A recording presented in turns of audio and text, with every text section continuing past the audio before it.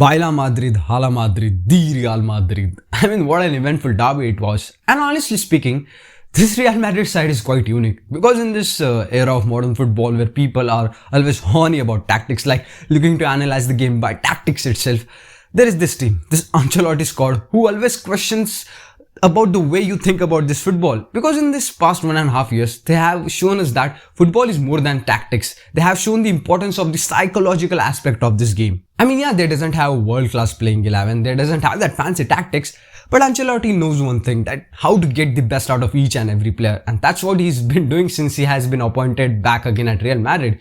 I mean, we often have been left saying that Madrid didn't play the great game. Yeah, I mean, their opposition creates a lot of chances, but they have world's best goalkeeper. And that's why we often have been left saying that Madrid doesn't play the good game. But at the end of the day, they take their chances. They always step up when it's required the most. They always take their chances, converts their chances most importantly. And yeah, at the end of the day, that's how they get the points. That's how they get the win. And that's the reason they have been unbeatable.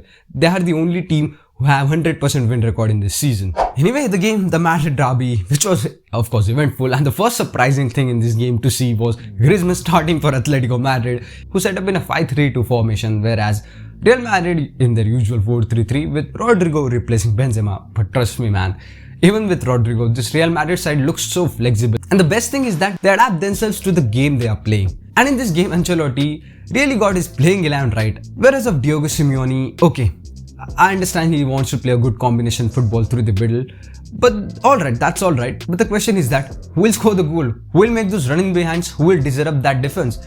Because those wing backs, yeah, they were kind of making runs, especially Carrasco. They were providing you that width.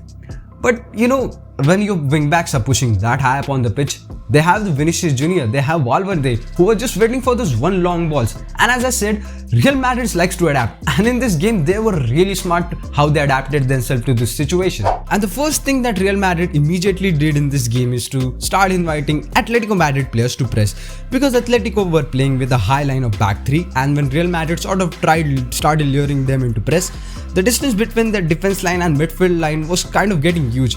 It sort of created void, and Real Madrid knows how to play 1-2s. They know how to beat that press easily with forming triangles, whereas Kroos and Chouameni man, this guy's worth every penny. He's incredible. His positioning, the way he anticipates the passes as a defensive midfielder, the way he intercepts them is incredible. I mean, his vision also. Like, if you're watching a proper Spanish team, this is what you want from your defensive midfielder. Little 1-2s between Kroos, Chouameni and defenders. They were easily finding Vinicius and Fede Valverde and even Rodrigo, who had a lot of time and space to work, and Vini as usual stretching the defense.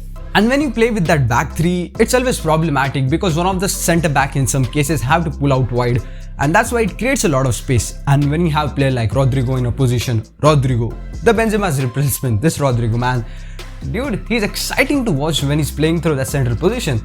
I mean, he's a proper false nine. He knows when to drop deep. He has that amazing work rate, and he has that Brazilian blood, that Samba, who knows how to get out that tight spaces, who knows how to dribble, and right now his finishing is on point. And in this game, he always plays between the centre backs because to exploit that Atletico's high line. And that was the difference. That was the difference between the both teams, because you need someone up front to disrupt that defense. And Real Madrid had it in the form of Rodrigo, and Atletico didn't. And the first goal was perfect example of how to exploit the space behind the defense line. And it all started due to Lord Valverde's, the beast Valverde's electric run. What a run it was. Like, that's what you do if you can't break the line through the passes. Make such runs like this and kill them. And in this run of play, Vinicius also played an important part. He pulled up Llorente to create space for Mendy, and Mendy receives the ball from Valverde. Then Mendy passes it to Rodrigo, and Rodrigo then finds Chouameni, and then Chouameni just produced a pass like Modric. Like, for a moment I just thought, is he really Chouameni or Modric? But anyway, Rodrigo saw a gap between centre back and wing back, and then he made that in behind run, and Chouameni with an amazing pass over the defense line, and Rodrigo with a one-touch finish, an amazing one-touch finish. I mean, 3 goals in back-to-back 3 games. Was Benzema. I mean, who needs Benzema if this guy's showing no signs of slowing down? Anyway, a second goal again, the same thing happened. It was Modric who released Vinicius with a one-touch pass. But look at Felipe, the right centre back of Atletico. He has no option, but he gets close towards Vinicius, and that's the gap. That's the gap, that's the space I'm talking about. Like, if you're playing with 3 centre backs, if one of the centre back gets pulled out wide, this is the gap which creates. And Modric perfectly found that gap. He puts the ball perfectly into it, and to catch Vinicius. From there, it's nearly impossible for Felipe. He gets into the box, he takes a shot, ball hits the post and falls for who? Valverde, who came like a rocket to get onto that ball and put the ball back into the net, and Real Madrid were already 2-0 up. Talking about Valverde, dude, Fede Valverde, I mean, this guy is beast. Like, what do you call powerhouse of cell? Mitochondria. This guy is a powerhouse of Real Madrid. I mean, yeah, it's cringe, but come on, man, you have to watch yesterday's game. You have to watch yesterday's game. Like, he was everywhere. He started as a right winger, he played as a midfielder, he played as a fullback, he played as a fifth centre back. I mean, this guy was everywhere. And like, if you aren't quickly moving ball around, he will storm towards you, and in a split second, he will snatch the ball from you, and without knowing, Real Madrid would be on counter. He's undoubtedly a starter. I mean, he was really underrated, but right now I think he's shining and people are really seeing what he's capable of. Like, he's undoubtedly a starter. He's a baller, dude. He's a beast. He is a complete beast. Like, 3 goals from back-to-back 3 games. Like, Ancelotti asked him to score 10 goals in a season. If he continues with this pace, I think he will score more than 10 goals. Yeah, he's a proper baller, dude. He's a complete beast. And if you talk about like Real Madrid, man, talking about Real Madrid, the midfield for future is completely sorted. Valverde, Camavinga, and Germany, and of course, the super sub Dani Ceballos. Anyway, Atletico got back into the game through the goal of Manzo, who didn't take much time from being 0-0, as in few minutes he got a red card, and well, red card kind of seemed inevitable in this game. Because as I said, this derby was quite an eventful one, because the events which were happening on and off the field, like Atletico supporters who were kind of disgusting today, because the kind of racist chants they were making about Vinicius Jr. Outside the stadium, that was completely disgusting. But anyway, we all know who had the last laugh.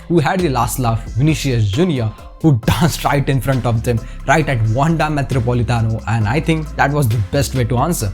Anyway, it was a great derby win for Real Madrid before the international break. And by the way, they are yet to draw or lose a game in this season. Well, indeed, they are playing as the champions of Europe. Anyway, on the other side, where PSG faced Lyon, and PSG got a victory thanks to the goal of Lionel Messi, who could have scored hat-trick if only the goalkeeper wouldn't have decided to have a game of his life. But anyway, man, Galtier ball is cooking, and Lionel Messi has been looking revived this season, and the form he has got just right before the World Cup is a great sign. It's a great sign for Messi fans and Argentina's fans. And it's quite a long time, I think, since I have made a video about Lionel Messi. I think it's about high time. Let's see if we can make out of it. But anyway, thanks for watching the video. That's it for today, guys. Do let me know your thoughts about this game into the comments down below. And as usual, I'll meet you soon with another new video. But first of all, like and share and subscribe this video. And as usual, I'll meet you soon with another new video. Until that time, just enjoy the game.